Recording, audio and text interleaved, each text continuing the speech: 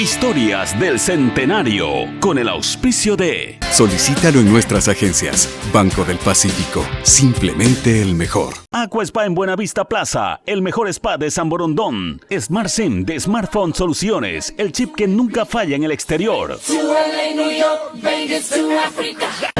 Jorge Carlos Javier es otro de los grandes históricos del Barcelona en su función como director técnico. En mi discurso de la sesión solemne de la Fundación y del Centenario del Cuadro Amarillo, entre los que mencioné, cuando me refería a él, dije que era un técnico que mezclaba lo estético con lo estratégico. Pocos han sido los entrenadores que han logrado amalgamar estas dos cosas, el jugar bien o jugar bonito, como se le llama ahora, pero al mismo tiempo con mucha estrategia y con mucha táctica. Le decían por eso el alemán, porque había tenido formación en el mundo del fútbol alemán y era un hombre muy rígido en el trabajo físico y por supuesto también en lo estratégico. ¿Así eras tú, Jorge, en esa época? Sí, saludo cordial. Además, cuando uno llega a un país como Ecuador y a un club como Barcelona, yo tuve una contra, que Miguel Brindisi me dejó la vara muy alta, ¿no? Venía de ser finalista de Copa Libertadores y yo tenía la obligación de continuar esa línea, que por otro lado es la que exige el Club Barcelona. Pero me apoyé mucho en la conformación de un plantel de muy buenos jugadores en cada una de las líneas, con alternativas, y eso me ayudó muchísimo para poder prolongar esa línea que había marcado Miguel. Y pudimos coronar el 91 un nuevo título para la institución, ¿no? Barcelona cierra su primer ciclo con Brindisi, con la Copa Libertadores del 90 y con la definición ante Emelec a inicios del 91 para esa Copa justamente del año 1991, con algunos jugadores que se fueron a lo largo del 91. Marcelo Troviani, uno. En la defensa también algunos de los centrales que jugaron en la época de Miguel ya no lo hicieron en el año 91, al menos desde mediados del 91 en adelante, cuando entra Jorge Carlos Javier. Y contigo surgen dos figuras que terminaron siendo históricas en Barcelona. Pepín Gavica, que terminó siendo el reemplazante ni más ni menos que de Marcelo Troviani, y Raúl Noriega, que en el 90 era parte pero muy rezagada del primer plantel.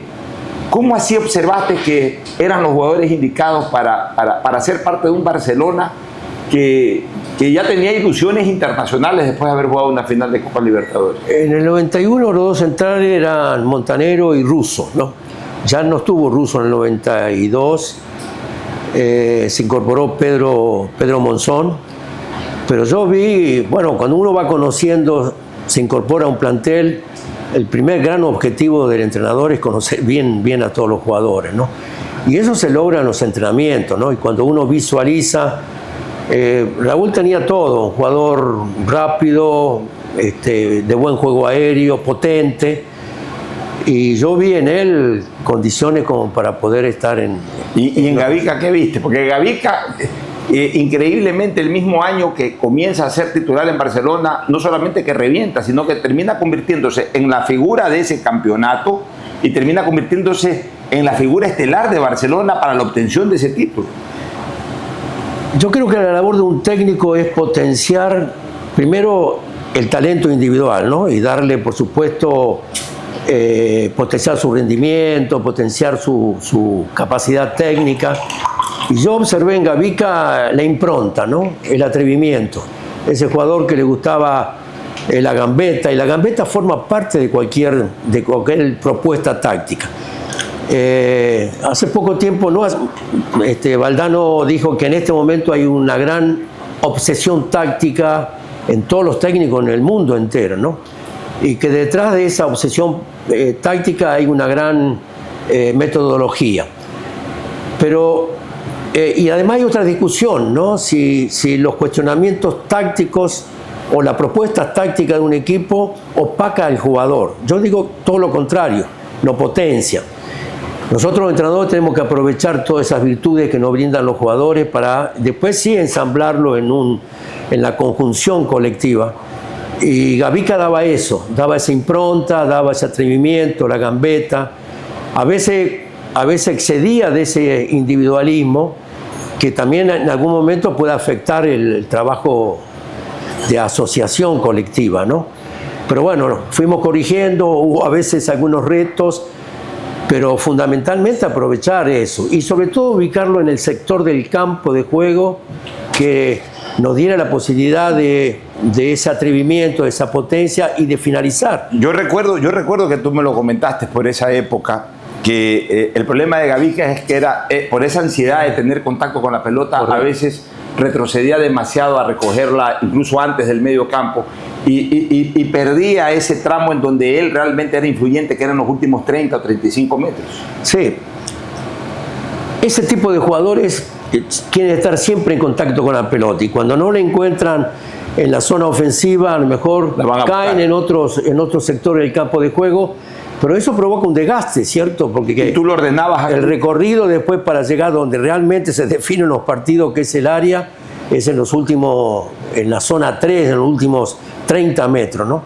Entonces, la idea era de que no hiciera ese desgaste y sobre todo que se pudiera asociar con otro gran jugador que tenía el equipo, que era Rubén Insúa. Una dupla inolvidable, además con Carlos Muñoz. O sea, si algo tuvo Barcelona en el campeonato del 91 fue un tridente en su máxima expresión. Gavica, Insúa en el medio campo, Muñoz adelante. No, Carlos, yo tengo un recuerdo de Carlos imborrable, ¿no?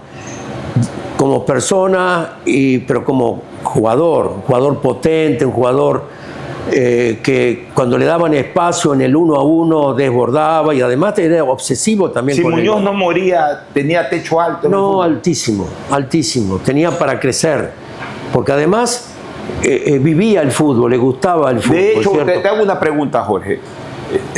Quizás más adelante volvamos a tocar tu ida a Boca, porque tenemos que hablar de Noriega y la transferencia a Boca que se gestó gracias a ti cuando fuiste a dirigir a Boca. Pero si Carlos no moría en el 93, a lo mejor tú en el 94 lo hubieses llevado. Sí, sin duda alguna. Además, Barcelona contaba también con otros delanteros como Manuel Urquilla, como Benítez. Era un plantel realmente con muchas alternativas. Al contrario, a veces nosotros los entrenadores nos encontramos con serios problemas a la hora de decidir, ¿no? Porque un entrenador vive tomando decisiones y cuando llega el partido uno observa lo que pasó en el entrenamiento, quién se ajusta más a la idea que uno le está proponiendo, y les puedo asegurar que era un dolor de cabeza para mí tener que decidir, pero había jugadores que eran casi inamovibles, ¿no? Ahora, Gavica, Insúa, en esa liguilla del 91 se producen algunos hechos que vale la pena recordar. Primero, esa victoria que fue clave contra Deportivo Quito, el día en que expulsan a Morales y no tenías a Mendoza en la banca, o fue Mendoza el titular, eso es lo que no recuerdo, pero expulsan al arquero titular de Barcelona y tenías en la banca a un muchacho de 19 años con muy pocos partidos en primera, que era José Francisco Ceballos. ¿Y qué pensaste en ese momento cuando sale el titular? Que me parece que era Mendoza, no era Morales. Morales por alguna razón creo que estaba lesionado. La verdad, no recuerdo bien en quién jugó, si Morales o Mendoza ese partido. Yo también tengo esa imprecisión ahora. Y entra a tapar un penal, porque lo expulsan al arquero, que creo que era Mendoza, por hacer un foul en el área. En esa época era foul, penal y expulsión.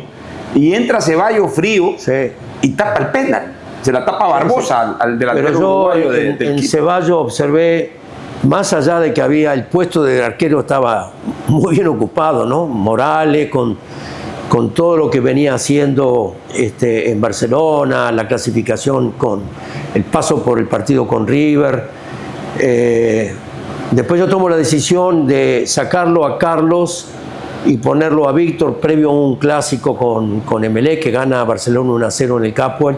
Pero en ese partido, sí, va Ceballos, pero yo ya le había visto a Ceballos realmente condiciones. El único problema era ponerlo en primera, ¿no? Porque el jugador necesita también un proceso de adaptación pero Ceballos de una gran personalidad, ¿no? Y después lo pusiste en Copa Libertadores, es inolvidable lo del partido contra Cerro Porteño.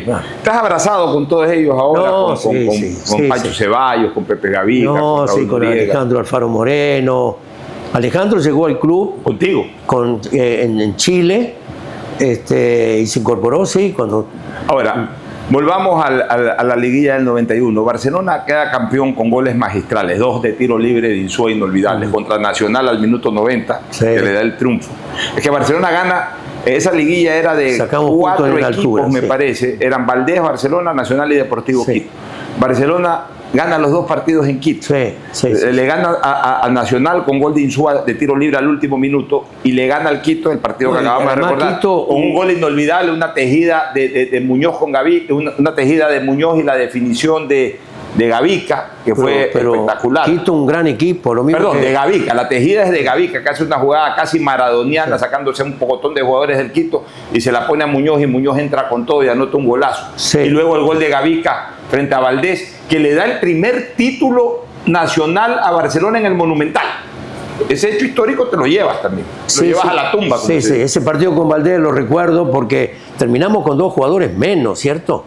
Creo que los expulsan a Jimmy Montanero y después a Wilson Macías.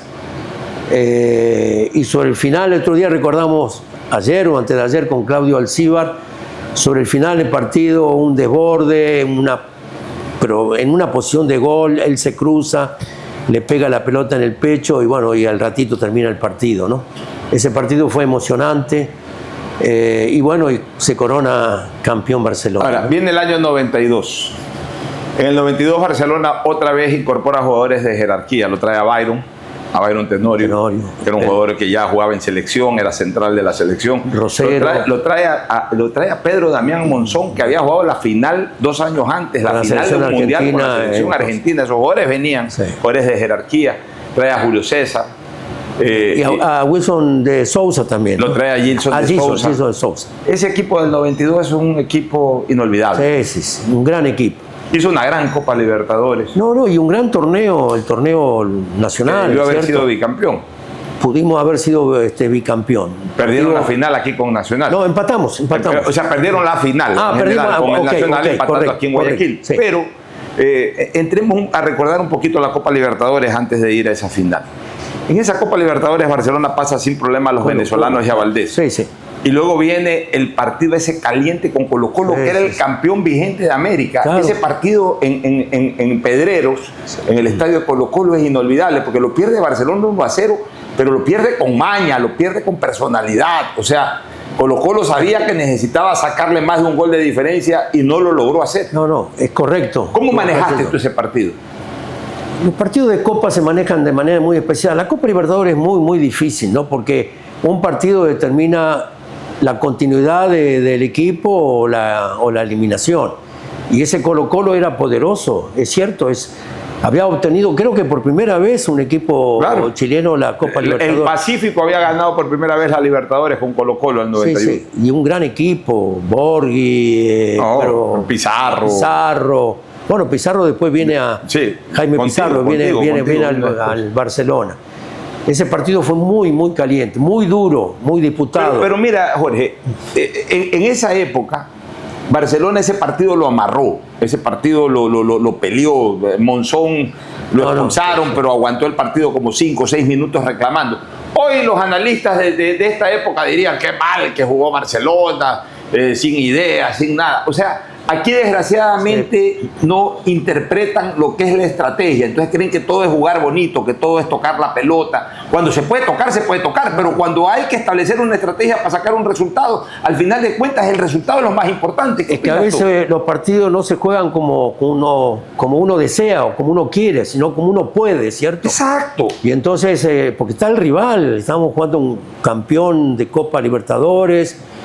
Más allá de la propuesta de uno, también están las circunstancias que determinan cómo uno tiene que manejar el partido. Y en un momento determinado, en Copa Libertadores, donde se suma el resultado de los 2 partidos, hay que manejar también el resultado del primer partido. Y se dio, porque perdemos 1-0 y bueno, y la revancha también fue con un sol canicular, 12 del día.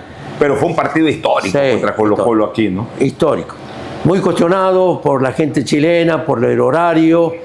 Pero ese partido no solamente afectó la temperatura a Colo-Colo, porque yo recuerdo que después del partido Byron salió deshidratado. Pero Byron Tenorio tuvo que ir también a un hospital, un sanatorio Pero ¿cómo manejaste ese partido? ¿Cómo pudiste hacerle entender al jugador de Barcelona que al campeón de América había que tumbar? Primero no apartarnos de una propuesta, de una línea que era la que uno sostenía como idea de juego, ¿cierto? Barcelona tenía que jugar acorde a lo que Barcelona podía y sabía, y sobre todo teniendo en cuenta las características de los jugadores. Un equipo muy equilibrado, porque era un equipo fuerte defensivamente, un equipo que estaba preparado. Normalmente en Copa Libertadores, un equipo ofensivo tiene que sumar como gran premisa no perder el equilibrio, ¿no?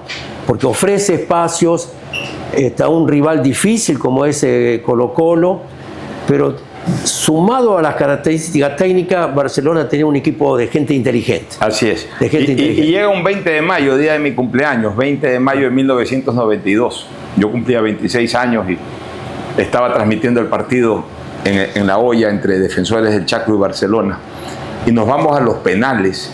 ¿Y qué sientes tú cuando sabes que se estaba definiendo una tanda de penaltis con un arquero absolutamente novato como Pancho Ceballos versus un arquero consagrado en tanda de penaltis como Sergio Goicoechea, claro, que había eliminado ni más ni menos que a Yugoslavia y a Italia en el Mundial de Italia 90? O sea, ¿tú sentías de que Barcelona iba en desventaja? Yo creo que es solamente la confianza que uno puede tener al equipo, ¿cierto? En ese momento uno traslada al jugador el respaldo que da, el conocimiento de saber cómo pueden afrontar este tipo de situaciones, la confianza y bueno, y después aceptar cómo son las circunstancias, ¿no? Porque una definición de penales es harto difícil para los dos equipos, ¿no? Y eso consagra a Ceballos, bueno, y después lo traslada y lo... Ese es el punto de partida de Ceballos para ser el gran arquero. Yo creo que sí, por lo menos me parece que es un eslabón en su carrera basal, una plataforma, sí. Ahora, viene el partido con Sao Paulo. ¿Qué es Sao Paulo? No con Raí, con Paliña, con Müller, con Cafú, con el portero Seti. Llegó a Tele Santana, técnico, o sea, enfrentaste a Tele Santana. Ese equipo terminó siendo considerado ese año el mejor equipo del mundo. Ganó la Intercontinental al Barcelona de España, ganó la Libertadores, pero Barcelona no quedó muy lejos. El problema fue en Sao Paulo. Yo también tuve la suerte de transmitir ese partido en el Morumbí.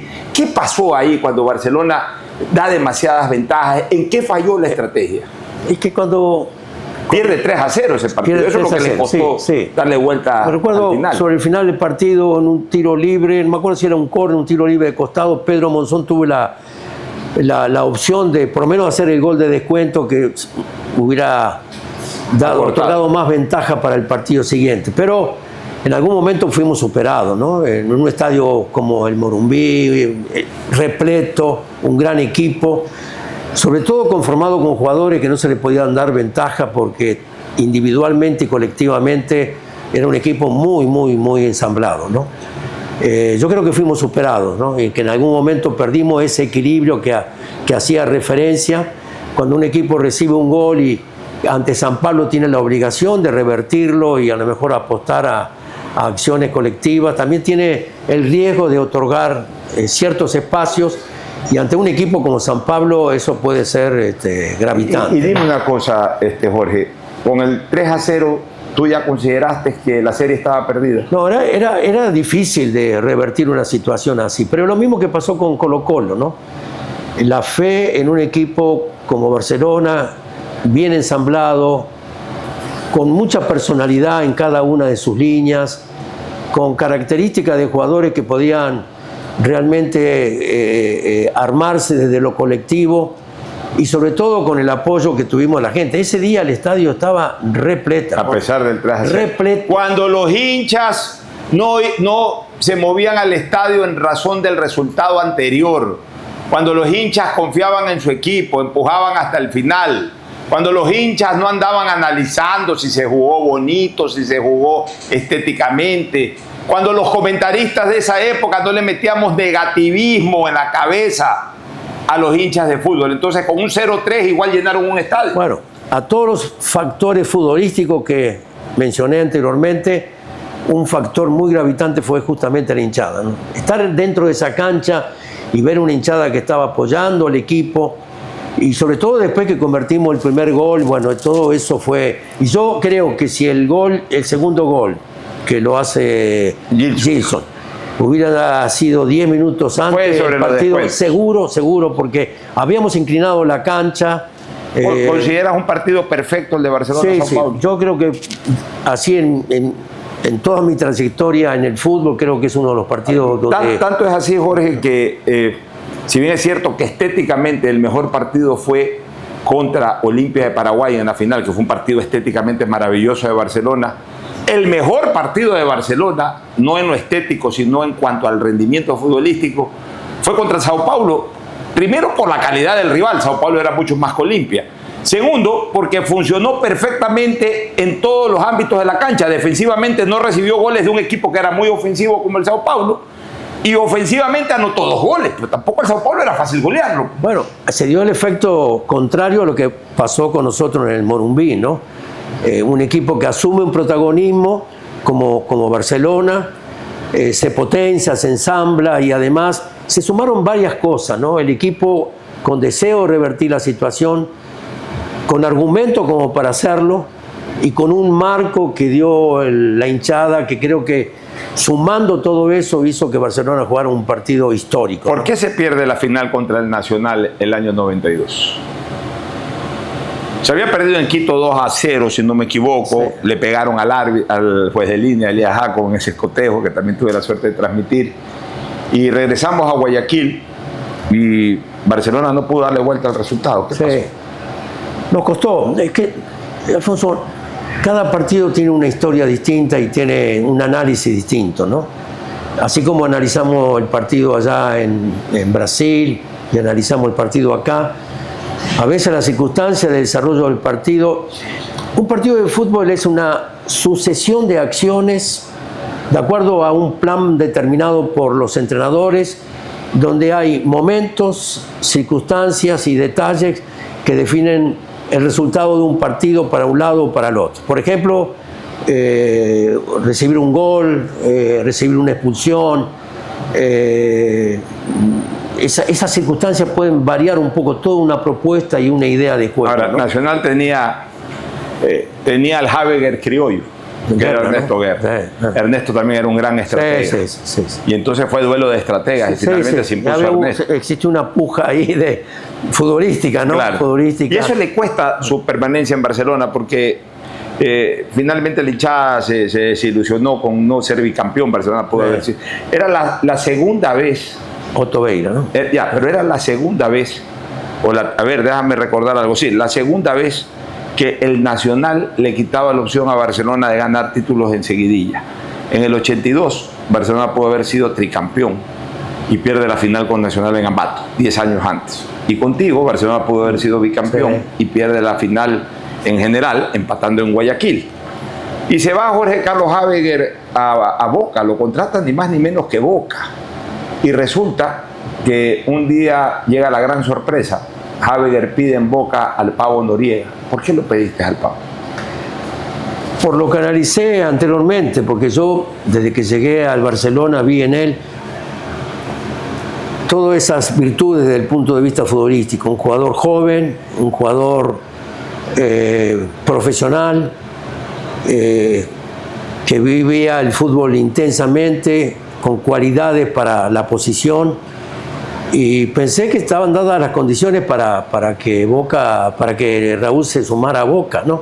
¿Y cómo le fue a Raúl? No le fue bien. Pero es que lo acomodaste también de lateral derecho, él era central. En algún momento, en algún momento. No, pero Boca tenía centrales de primerísima línea, ¿cierto? El otro día, como se sale Gago después de perder el otro día con Boca, pierde con River. El partido, los clásicos Boca y River son clásicos muy, muy especiales, que pueden determinar un cuestionamiento al técnico, cosa que sucedió con Gago el otro día, ¿no? Entonces, repasamos justamente ese año que nosotros vamos al estadio de River y le ganamos allá 1-0. Y Raúl juega, va al banco, pero después entra.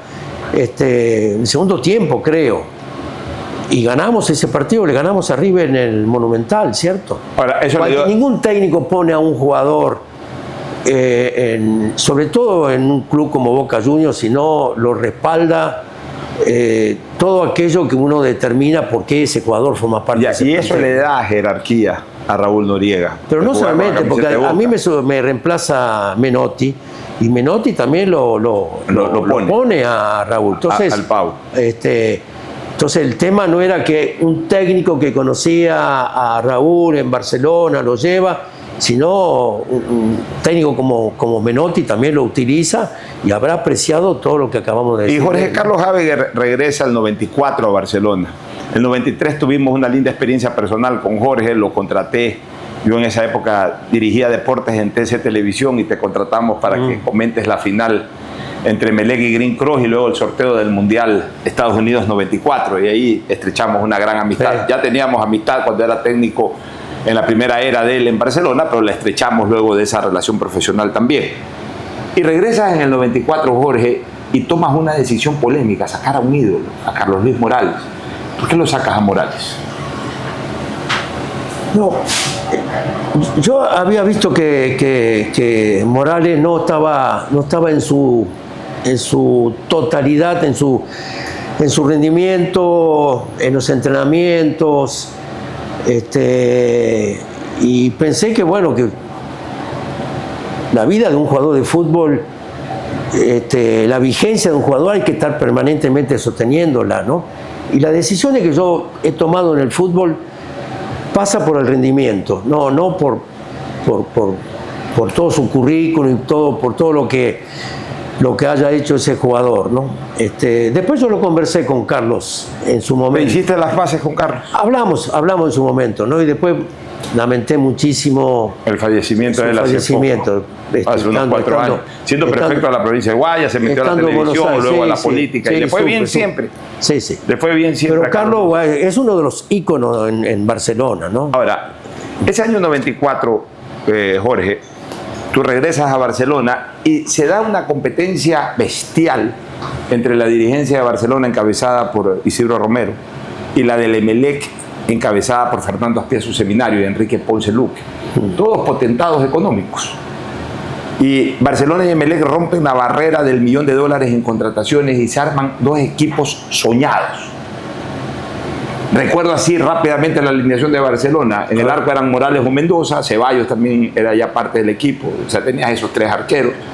En la defensa tenías a Tony Gómez, tenías a Byron Tenorio, tenías a Montanero, tenías por izquierda a Claudio Alcíbar, en el medio campo trajeron a Jaime Pizarro, el 5 de Colo-Colo en la selección de Chile, capitán que levantó la Libertadores del 91. Estamos haciendo un trabajo en Salinas en ese momento. Volvió Rubén Insúa, tenías a Pepe Gavica, tenías a Nixon Carcelén y Héctor Carabalí, que eran la dupla de marca de la selección ecuatoriana, tenías al emperador Julio César Rosero, tenías en la delantera al Tim Delgado, que ya se había mostrado como goleador, ya había muerto Carlos Muñoz, pero lo reemplazan ni más ni menos, no por la misma raya, pero como aporte ofensivo, Carlos Alejandro Alfaro Moreno. Es decir, un equipazo de ensueño, pero la contraparte Emelec también tenía jugadores extraordinarios. Trajeron a Walter Pico, trajeron a Edu al brasilero, la cortina de hierro, Coronel, Tenorio, Iván Hurtado y Lucho Capurro, Jacinto Espinosa y Ceballos en el arco.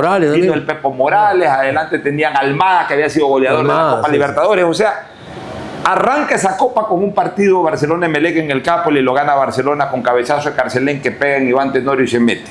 Y después le gana en la vuelta, en cambio en el Monumental con gol de Oste, le gana Emelec a Barcelona. Pero los dos pasan, a pesar de tener esos equipazos, pasan con dificultades la fase de grupo y son fácilmente eliminados en octavos. A Barcelona lo elimina Olimpia y a Emelec lo elimina un equipo de Venezuela. Y entonces ahí quedó la duda, con tremendos equipos para pelear una Copa Libertadores, ¿qué pasó? Un equipo no solamente se conforma con grandes individualidades, ¿no? El problema es después darle a esas grandes individualidades toda una idea de conjunción colectiva, y a veces eso lleva tiempo. No es solamente sumar buenos jugadores, sino darle a esos buenos jugadores todo un ensamble colectivo. A veces lleva tiempo. Sobre todo cuando se incorporan justamente esas grandes estrellas. Sucede en el fútbol en muchísimos equipos, ¿no? ¿Sentiste frustración de quedar rápidamente claro, eliminado? Sí. Y después hasta no, renunciaste como técnico. Y por ahí se arma un equipo que aparentemente no está para llegar lejos y lo puede hacer. Sí. La Copa Libertadores, si uno tuviera que apostar, tiene que apostarlo primero con gente con experiencia, porque la Copa Libertadores tienen características muy especiales. Son partidos que se juegan a muerte, y además el resultado determina si uno continúa o no. No es un torneo donde uno puede perder y después recuperar posiciones, ¿no? Y eso hace que las competencias, los partidos de Copa sean partidos, sobre todo cuando se juega de visitante como se juega de local. Jorge, dos preguntas finales. Después te tocó en el 2005 venir a Emelec, si no me equivoco. Sí. 2005. 2005 fue. ¿Tu experiencia en Emelec? No fue buena. No fue buena. No fue porque no había plantel, las circunstancias fue un institucionales Emelec no se también daban. con algunos problemas. En ese momento estaba Juan Carlos Tarré, un gran dirigente. No, muy buen amigo mío. Un gran dirigente, un gran hombre. Intentamos armar algo nuevo, renovado, pero nos costó y no fue una buena experiencia. Jorge, regresaste a Barcelona en el 99, en un momento muy duro institucionalmente. ¿Cómo te acuerdas de todas las fechas?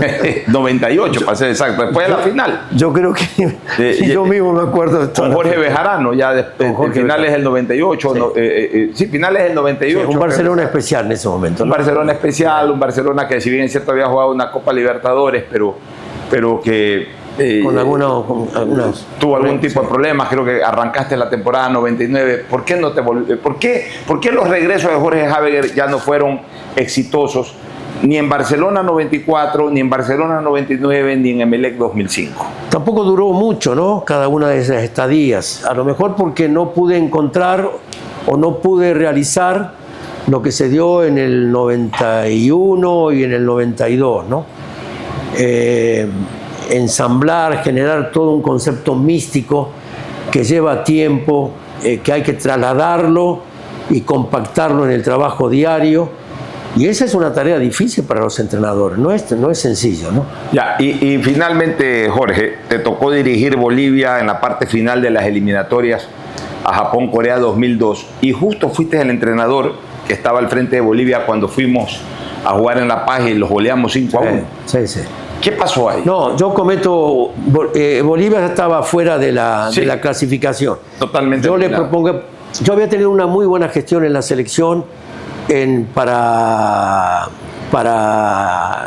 el Mundial de Italia, en el 89. Tuvimos a un gol de la clasificación, porque en ese momento el sistema de las eliminatorias eran 4 equipos. Sí, eran triangulares o cuadrangulares. Claro, y a nosotros nos tocó 3 selecciones: Perú, Uruguay y Bolivia. Nosotros le ganamos a Uruguay en Bolivia, le ganamos a Perú en Perú y le ganamos a Bolivia, y llegamos a la final en el Centenario con la misma cantidad de puntos. Ya estaba el Diablo, ya estaba Valdivieso, Platini. Todo ese grupo de gente. Y nosotros le habíamos ganado en Bolivia 2-1 y perdimos en el Centenario 2-0. Ese gol determinó que fuera Uruguay al regresaste 10 años después. Una gran experiencia, sí. Después. En cambio, yo tomo a la selección casi desclasificada. Y entonces le propongo a la dirigencia hacer una renovación. Entonces, tratar de buscar gente joven que se pudiera proyectar para la otra eliminatoria. Y ese fue mi error. En ese partido yo puse gente joven, gente que no tenía experiencia. Versus un Ecuador que iba embalado. No, pero apuntando a esa idea que yo había consensuado con la selección, con la dirigencia. Y cometo un gran error. Porque ¿y eso a nivel selección en Bolivia? Que fue histórico también. No, al contrario. Yo he regresado. Mi historia en Bolivia fue Bolívar. Y yo tengo una relación. Hace pocas semanas cumplieron 100 años. También Bolívar. Te invitaron. Bolívar, sí. Tengo una gran relación. ¿Qué piensas de todo esto que ha vivido Barcelona en los últimos días por la celebración del centenario? Algo espectacular. No, espectacular. Muy bien yo le organizado. agradecí al presidente del club, al señor Antonio Álvarez, a Luigi Luigi Maquiavelo. Maquiavelo. Han hecho un trabajo extraordinario, extraordinario. Pocas veces se ve una celebración No, así, ¿no? yo En no que he uno vivido. pueda concentrar a toda no me olvido. a toda su Y historia. creo que muy pocos equipos que tienen el nivel de Barcelona a nivel sudamericano puede organizar un centenario de esta naturaleza. El trabajo que ha hecho la presidencia del club, Luis, Alfaro Moreno y todo el directorio ha sido excepcional. Yo quiero agradecerle a Jorge Carlos Habeger por su presencia aquí en esta entrevista, pero también quiero aprovechar para agradecerle cuando yo fui presidente de la Comisión de Fútbol en el 2009-2010 en Barcelona y luego presidente del club. Siempre me comunicaba con él por celular o por mail para pedirle criterios sobre jugadores que se pretendía contratar. Y siempre Jorge, con esa transparencia, esa honestidad y ese amor al Barcelona, me daba las referencias correctas. Habían jugadores argentinos que se proponían y me decían, ese no es para Barcelona. Como así mismo había jugadores que se proponían y me decían, ese jugador sí puede dar en Barcelona. Y siempre estaré agradecido porque ha sido un amigo de tantas décadas, que a pesar de que no nos vemos con frecuencia, pues cultivamos una amistad que espero reiniciarla a propósito de este centenario. Un abrazo, Jorge, gracias. Gracias. En primer lugar, para terminar, yo quiero agradecerle todo lo que me brindó Barcelona en mi vida, en mi trayectoria como profesional. Para mí es un ícono que me permitió después acceder a objetivos importantes, ¿cierto? Pero yo creo que hay dos equipos que a mí yo los quiero poner en un lugar muy, muy especial. Por un lado, Bolívar de La Paz, que fue el primer equipo en mi comienzo como técnico, y el otro, Barcelona. Y ya que dirigiste Boca, estar en Boca, obviamente, en un país como Argentina, y estar en Barcelona, en Ecuador, ¿se siente la misma presión? Yo creo que la repercusión que hay a nivel emocional entre Boca y Barcelona es muy, muy similar, ¿cierto? Muy similar. Son equipos que tienen ese apoyo que no es solamente regional, que no es solamente de la ciudad de Guayaquil. A la ciudad que íbamos teníamos el apoyo incondicional de toda la gente. Desde ese punto de vista yo creo que Barcelona está en un gran podio de los equipos a nivel internacional. Y para mí haber vivido todas estas experiencias en Barcelona es algo que me distingue y que se lo voy a agradecer toda mi vida. Muchas gracias, Jorge Carlos Habeger, un histórico en la dirección técnica del Barcelona Sporting Club.